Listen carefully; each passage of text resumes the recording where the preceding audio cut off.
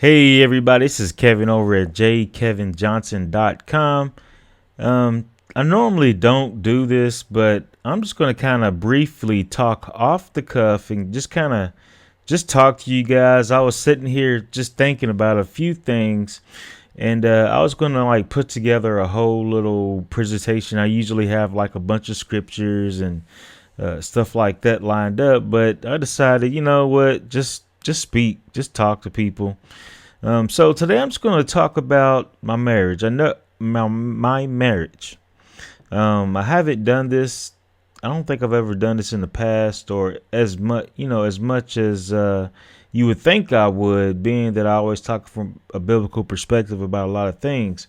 But so I'm just going to real briefly just give a just kind of give a Overton's window into my relationship and what speaking to the power of God and what He's able to do with somebody who's willing to be a person after His heart, God's heart, and just give you a background and just kind of speak to the power of God, I guess you could say, and that and what can happen when you allow your heart to be moved by the Spirit of God and possessed by the Spirit of God, even when you get to a place of allowing your heart to be hardened and to be hard and rock solid. If you allow the Spirit of God to come into your life and do a work in your life, and you submit and you take down and you humble yourself to the Spirit of God and what He's seeking to do, you'll find out that He always seeks restoration over judgment, and the hardest of circumstances and situations that a lot of us face can be overcome and struggled through with success when you avail yourself to the Spirit of God. You guys are still together, huh? After all of such and such and whoop whoop and blah blah. Come on, really? That's why I got this little picture of this little baby. Like, what? Because sometimes people don't say it, but a lot of times people's facial expressions and nonverbal communication can speak quite clearly and loudly as to what they're thinking and how they're feeling on the inside. So, and some of this may be my own, just from my own, speaking to my situation, can just be from my own personal perception. But I know a lot of times, even I've had this face when I hear other, stories of other people and what they go through in their relationships and how they're still together. So it goes both ways. I have experienced this in my relationship, and also I've done it to other people too. So you guys are still together. Okay, well, we're going to see what happens. We're going to see how this works out. Now, I'm just talking to marriage and how this is a very important subject to even talk about and approach today because, being that I talk a lot from a biblical, I talk about life from a biblical perspective because I see that the Bible, the Word of God, is what we as believers are supposed to work to or avail ourselves to at least try to live by. So this is why I approach my blog this way, and this is why I always talk from this perspective, because either you're going to follow God's divine law, which is what righteousness is, or you're going to follow man's laws, and you can end up with all kinds of philosophies and humanistic perspectives from that. When you go that way, all kinds of opinions. Truth is not absolute when it comes to man, but truth is absolute when it comes to God's divine laws and teachings and instructions. So marriage today is under attack. We can see that quite clearly, and that the institution of marriage was instituted by God, and it's holy and all that. We can see that remaking, and the definition of marriage, the institution of marriage is being reorganized, restructured, redone, redid, however you want to say. It's being reshaped and reformed. And if you know anything about the Bible, there's a God of this world who is anti-God, anti-Christ, who works and who has influenced the world, bent the world towards his view. And so if it's been instituted by God, he's got to reinstitute another institution that he deems necessary. So we can see that the standard institution of marriage is under attack, and it always will be until the return of our soon and coming King.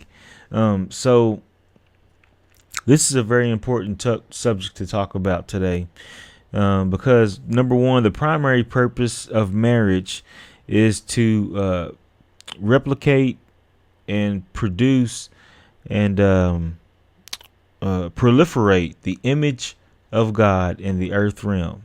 That's the primary objective of God, is to reproduce the image of God in the earth realm. Now, the world's going to have you believe that the primary purpose of marriage is to make you happy. No, happiness is a result, is a byproduct, is a benefit of a good marriage that has its foundation in the instructions of God. So, again, the adversary, the one who is working against us, has flipped it and turned marriage into a relationship that we see as supposed to be beneficial, and it's supposed to be all about us, all about me. You know, I'm with her because she makes me happy. We're together because she does this for me, and she makes me feel this way, and such and so forth. Making marriage all about feelings, when in fact, according to the Bible, from a biblical perspective, marriage is a covenant, not a contract. A covenant is one way. This means that I vow before the God of heaven that I'm going to stick this out through and through, thick and thin.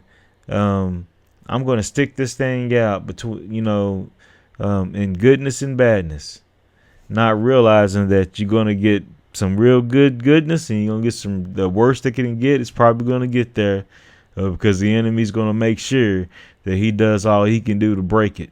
So when you say for better or for worse, just know that, yeah, better's good and better's always possible, and you're going to experience better. But at the same time, you're going to experience for worse too.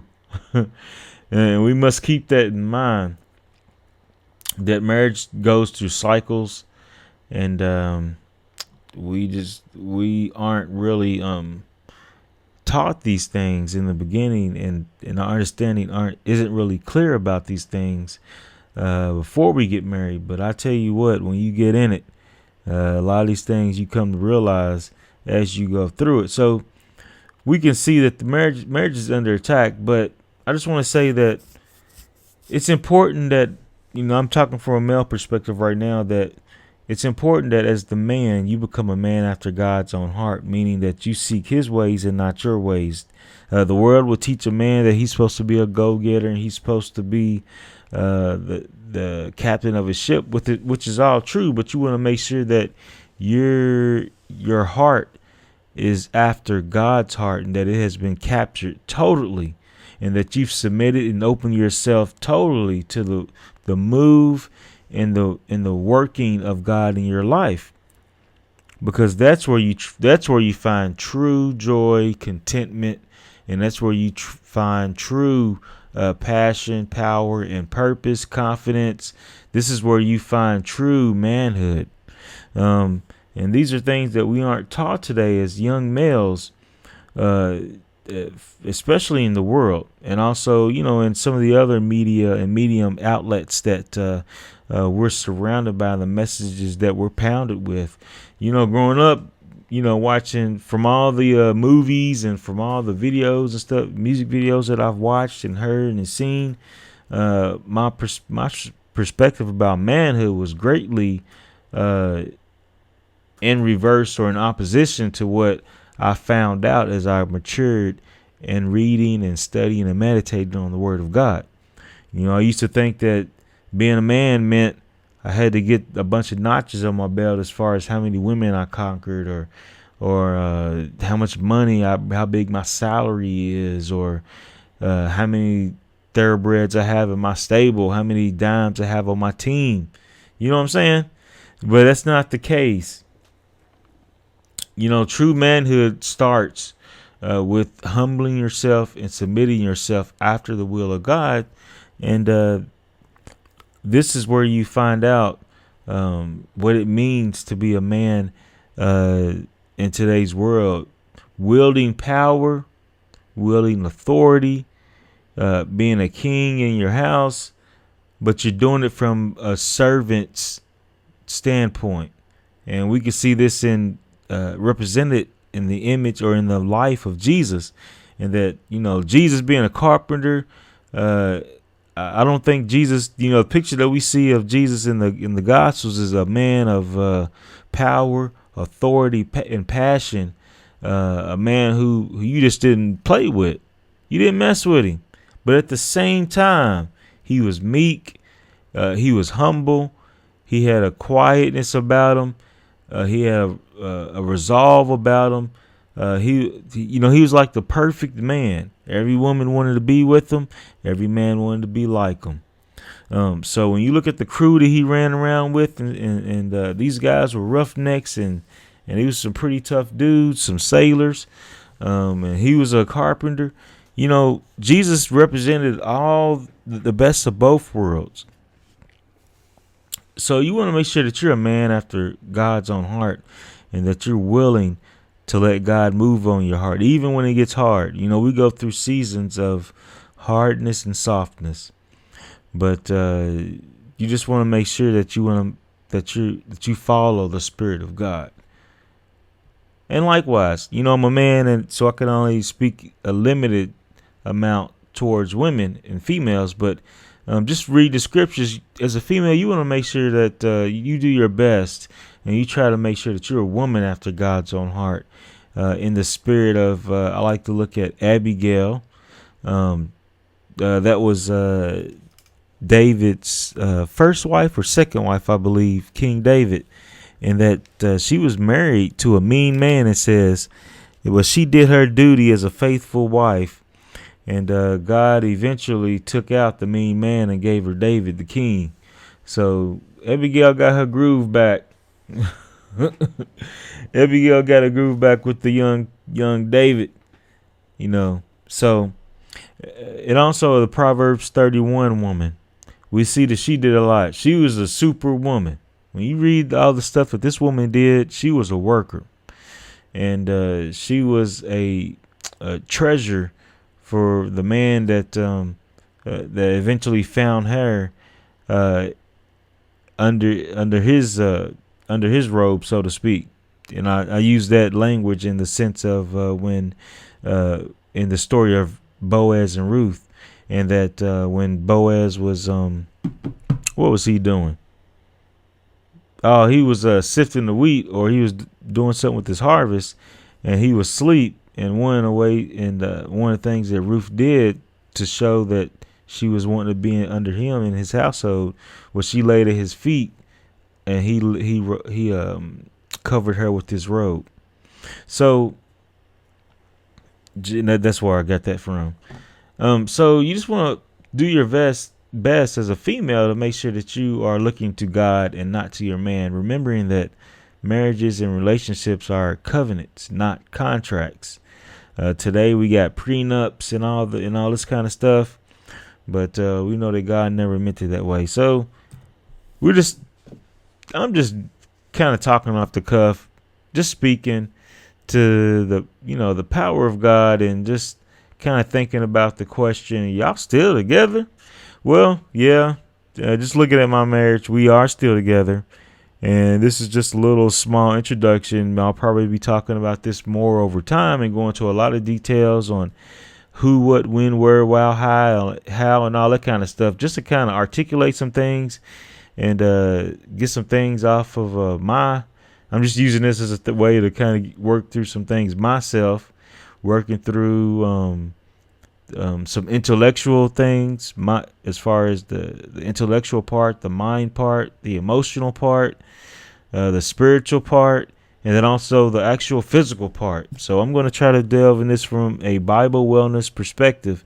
That's the other name of the website, BibleWellness.com. And then also jkevinjohnson.com too. It's the same site. I just brought my name. But just looking at this from both, just looking at this from a biblical perspective and kind of going through some things, and just over time, just to kind of speak to the struggle of wanting to do or availing yourself to God's will for your life over your will for your life.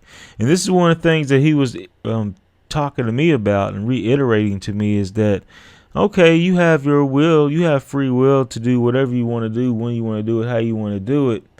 But what about me? What about my will? I want a love story. I want, everybody loves a good love story, right? With a good ending. Well, this is what I want.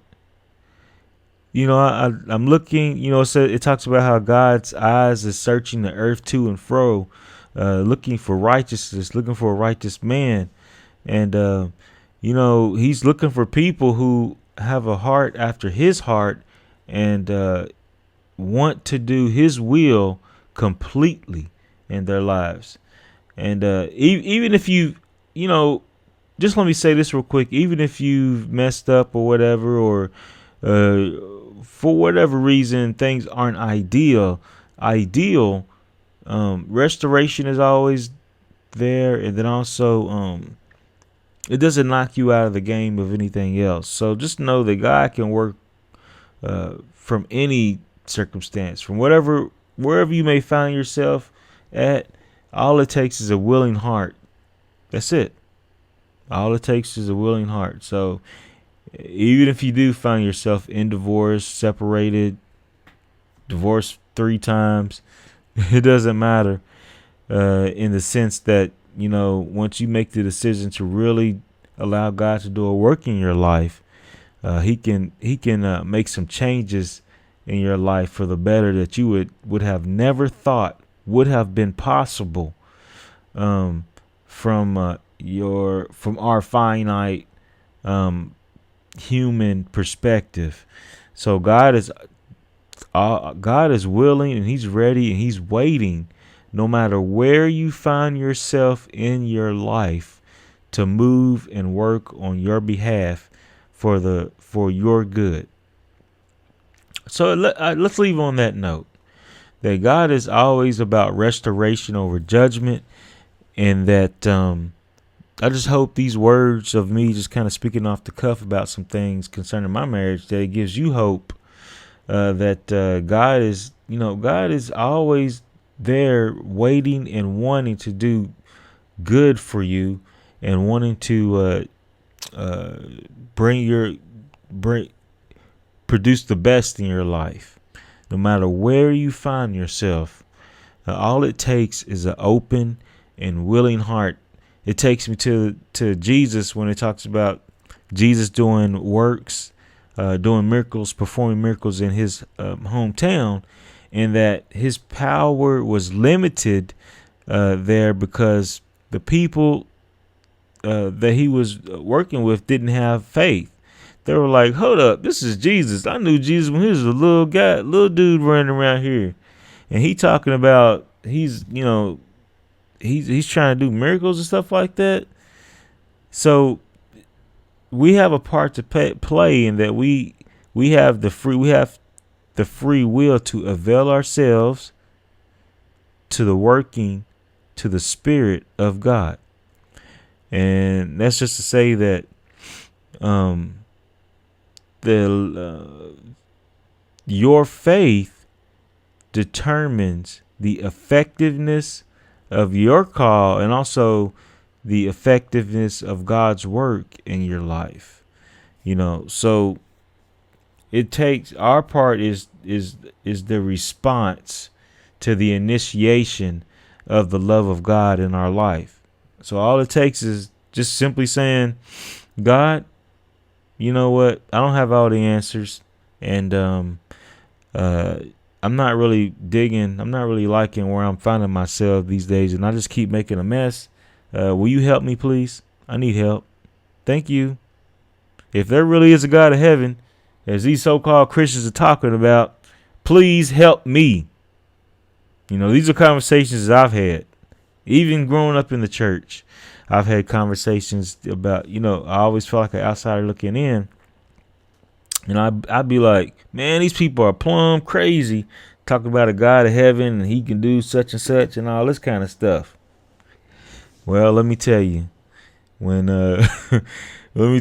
as mama would say, when life gets you in a corner and got you in a chokehold or whatever, sometimes all you can do is say, if there really is a God of heaven, if all this stuff they telling me is true, God, I really need you now. I need you to really speak to my heart, really speak to me, really whatever you got to do to get my attention, please do it, because I need it. And I can tell you from experience, don't take my word for it, but you have to experience it for yourself. Through dreams, through audible voices, through other people, other prophets, other believers, God will make sure that you get the word, the messages, crystal clear. Whatever you need in your life, He'll make sure you get it in order for you to be saved. Because like I said, restoration, a harmonic relationship with Him is what He wants, what He seeks. Because judgment is coming. Repent. Because the kingdom of heaven is at hand. So at all levels, restoration is what He seeks, is what He wants. So again, I'm just kind of speaking off the cuff. This is Kevin talking about a number of things, but hopefully you find it edutaining and edifying, encouraging to your soul. To know that God is still working Hosea and Gomer miracles out today, quietly before your eyes.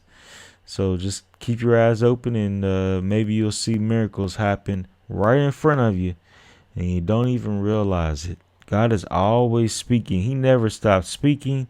He never stops working, and He never stops performing miracles today. So just be mindful of that. What? Y'all still together? All right, let's see what's going to happen. So this is Kevin, leaving on that note. BibleBonus.com or jkevinjohnson.com. If you would, just leave your comments. Just leave a little feedback. Let me know you're out there listening. All right, signing off. Bye-bye.